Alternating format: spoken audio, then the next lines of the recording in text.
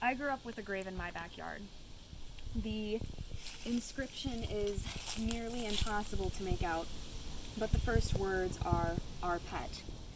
Because of this, my mom always told me it was for a dog. But the name on it is John R., and the year is 1883.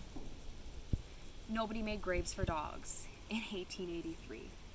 We moved into the house right before I turned 6. It was the summer of 2003, and it was the first house they had owned. We had been living in like a smallish apartment near downtown Ann Arbor before that, but we moved out near Milan. It was like a few months after we moved in. It was maybe early fall. My cousin and I, who we were close in age, he was like a year younger than me, so we played a lot and we were playing in the yard.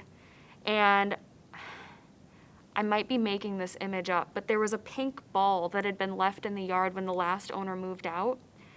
And I think what happened is we were kicking that ball and we kicked it under the tree. And when we went to go get it, we saw what we thought was like a cinder block leaned against it with like little fake flowers around it. And we looked at it and we were like, oh cool, a brick. And we tried to pick it up and move it, but like 2 6-year-olds weren't strong enough to lift that. So we kind of just dropped it on the ground, and he went and got his mom. And she came out and looked at it and goes, there's writing on this.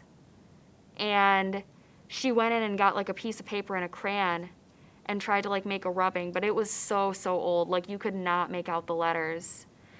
November 2018, I went out with a Sharpie and I just felt out the grooves until I could fill in the inscription, because no amount of imprinting was gonna work.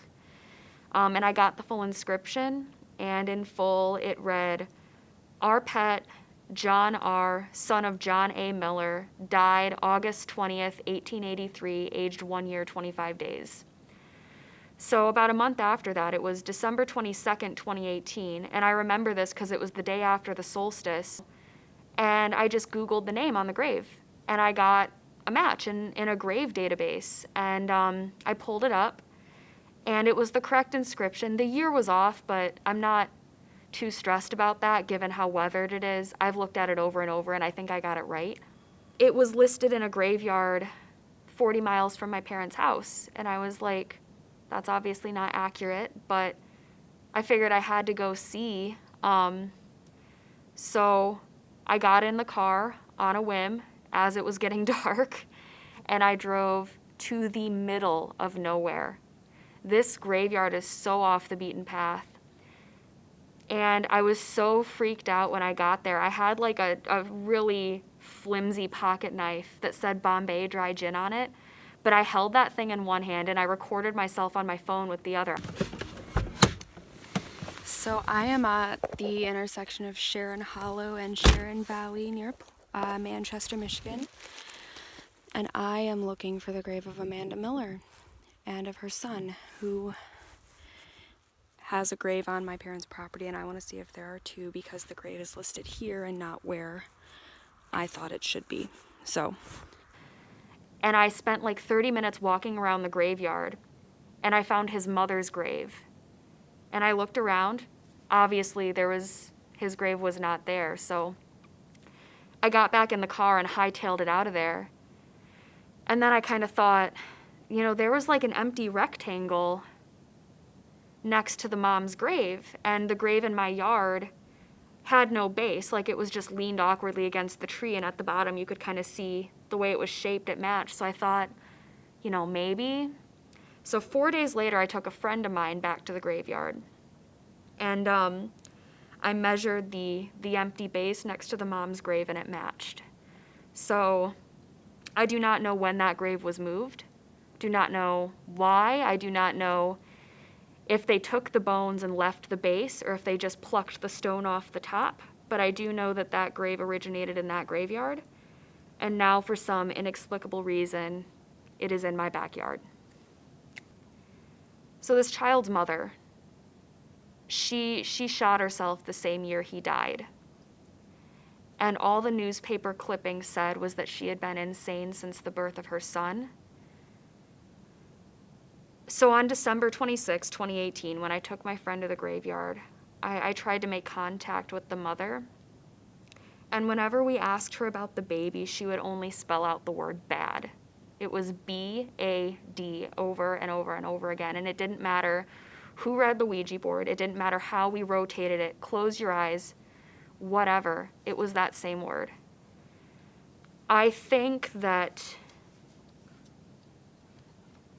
I mean, it's the most obvious solution in my mind, or explanation, is that she had postpartum depression and that's why she committed suicide. I think she was maybe trying to get through. I think that she had something she wanted to say. What I'm stumped on is why she would say bad over and over again, and I don't know. That's why I haven't returned the grave, because I don't know if there was something wrong there, if there was some lack of bonding or something wrong, like with the parent-child relation. I don't know, but it was just so concrete, and it happened repeatedly. So just so I'm clear, and so you have it for your story, did the year of her death coincide with the year of the kid's death? She died in March and he died in August, and I don't know how the child died.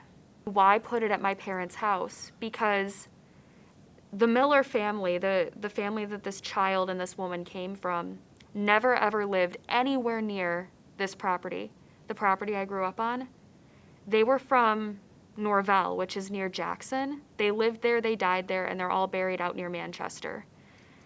So I don't know why that grave would go to Talladay Road. So I guess part of it has been the desire to understand, you know, what should I do with this grave? Should I keep it? Should I return it? Is it really haunted? Is it not? The desire to know why it's in the yard, and I still don't know. But also I think there was an element of bearing witness for the child's mother, for Amanda.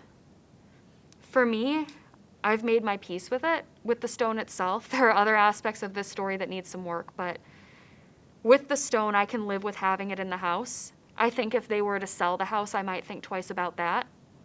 But for as long as it's family living there, I think it should stay where it is until I know more.